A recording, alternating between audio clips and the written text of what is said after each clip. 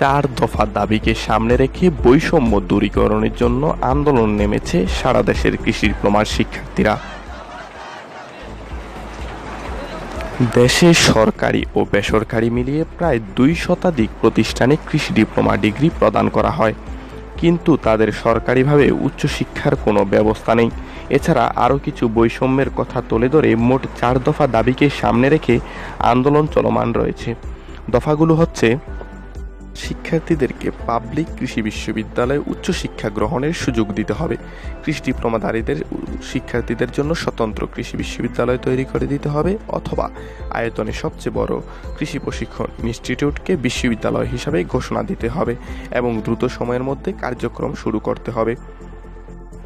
Diploma কৃষি শিক্ষাকে আন্তর্জাতিক মানসম্পন্ন করতে হবে এবং সেই অনুযায়ী কার্যক্রম বাস্তবায়ন করতে হবে।